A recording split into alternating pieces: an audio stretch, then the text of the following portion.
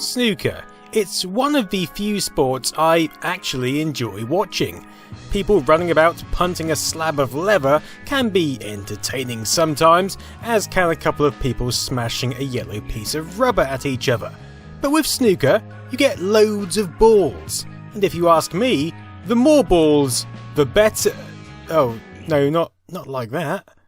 Seriously though, it's a gripping game. You can watch snooker without particularly caring who wins, and that's part of the beauty of it. It's just enjoyable to see both the sheer skill on offer and the strategy involved. It's a bit like a more exciting, pliable and uncertain version of chess, with massive sticks to smash pieces about. You wouldn't think it on first inspection, but seeing a 5-ball plant almost pay off, or the black reverberating in the jaws of a pocket, is pretty tense stuff. Combine that with the courteous nature of the game and the often humble characters, and you get an enjoyable viewing experience. Plus they drink beer during matches. Well, they don't anymore, but they did once.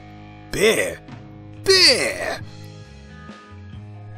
Not everyone will get this, of course. In North America, pool might be universally known, but snooker is almost unheard of. In fact, American snooker is actually a different game to the international version, operating on simplified rules and very much in obscurity today. Which is strange because they have far more space than us for the whopping great tables required. Thankfully, however, space isn't a problem when you have a home computer. And that's what I'm going to explore today. Snooker games, starting from the beginning. This is Snooker on the Commodore 64, released by Vision Software Factory and developed by Tim Bell. Now this is about as simple as you can get for a snooker game. It's got terrible ball physics and abysmal collision detection, making this a pretty upsetting affair. It might have pleased a die-hard 10-year-old fan, but more demanding people would have to wait, or alternatively jump ship to the Spectrum. Because Steve Davis Snooker would emerge later the same year, 1984 being the year which Steve Davis actually won the World Championship, beating Jimmy White by 18 frames to 16. Now this is a much more playable game. It has some irritating quirks like the atrocious ramping sound when moving the cursor. But that aside, balls go roughly where you expect them to, and everything plays out in a satisfying fashion. You even get treated to speech if you have a Corel micro-speech unit.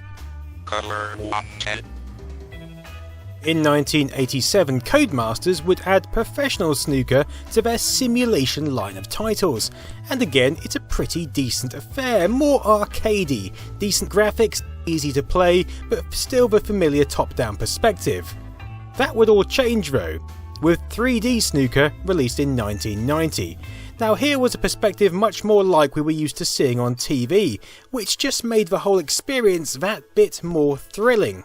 And of course, realistic. Well, I say realistic, but there are actually fewer red balls on the table than there's supposed to be, and the 3D mechanic isn't quite there yet, but it was a big step in the right direction. This was around the same time that Steve Davis World Snooker was making its way onto 16-bit machines, and the addition of a mouse, higher resolution and increased palette of colours meant a very playable game, well tuned to give a snooker experience. I honestly played this one for hours and didn't feel hampered or even put out by the top-down perspective, but I knew there could be more.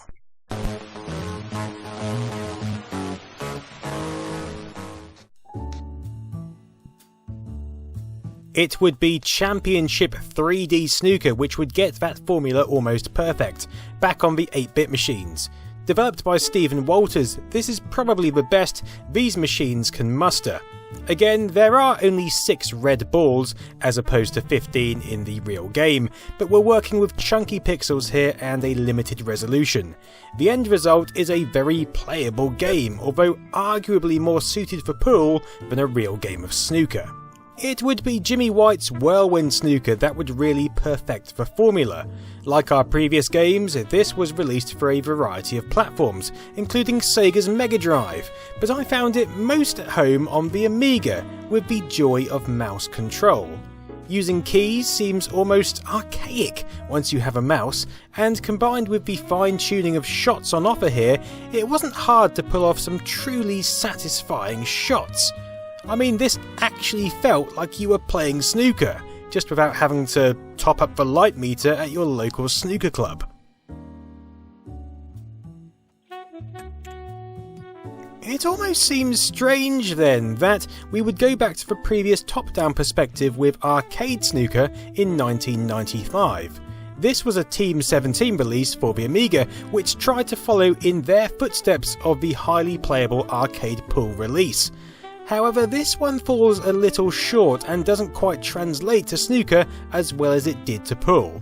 And so then we jump into Virtual Snooker, released for MS-DOS and Windows during the summer of '96. This was the first snooker game I experienced on the PC, and personally I really enjoyed it. Being able to freely move around the table meant it felt even more realistic than Jimmy White's Whirlwind Snooker. But the gameplay is slightly more clunky. The handling of shots isn't bad, but the game becomes boring far quicker than you'd expect. I think partly that's down to the lack of satisfaction you feel from each shot. It was therefore most excellent to receive Jimmy White's 2 Cue Ball in 1998. This is the Dreamcast version, and it manages to pack all the elements which made the original fun, along with new camera angles and realistic coughing noises in the background. I mean, if that's not making the most of new hardware, I don't know what is. What more could you ask for, apart from a fruit machine, jukebox, and playable version of Drop Zone? Ho ho! Actually, while we're here and going slightly astray, funny story, I actually accidentally squared up to Jimmy White. He came to play in Norwich Snooker Club. I went along, got pretty hammered, and stumbled into him as he was leaving the table. A slight awkwardness ensued, which felt quite tense, and after 10 seconds we parted ways. A bit weird, a bit surreal, but you know, there you go. After eating some raw coffee and sobering up, I noticed that World Championship Snooker had arrived for the PlayStation, offering what felt like a more TV-like level of realism 89. And a pretty playable game, jagged edges included. We even had a referee to keep score.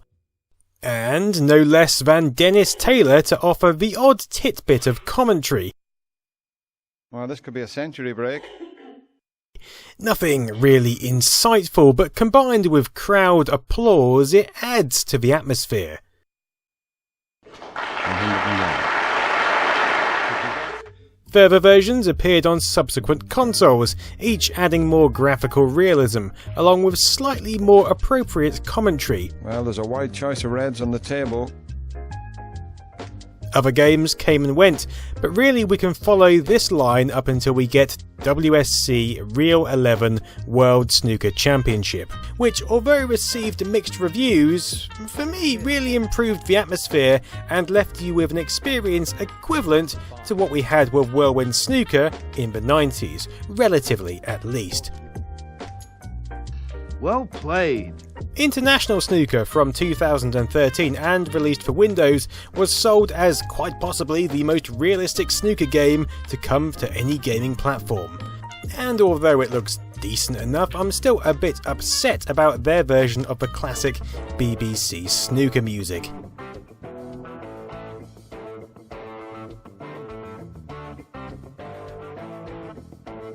One nice feature is the ability for online multiplayer. There's something quite uplifting about being able to play snooker against someone else anywhere in the world.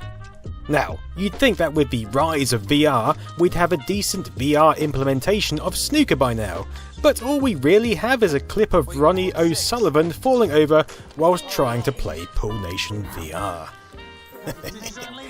That's okay for pool fans, but this video is about snooker, so let's move on to today. What do we have? Well, Snooker 19 has recently been released, and on the face of it, looks pretty nice. The question is, How does it play? Well, as I was finishing up this script, I noticed that Kim Justice has just released a video about that very thing, so I suggest you pop over there for a more detailed overview. As for me, I'm still going to hold out for VR snooker before I commit 30 quid to the cause. Anyway, thanks for watching, have a great evening.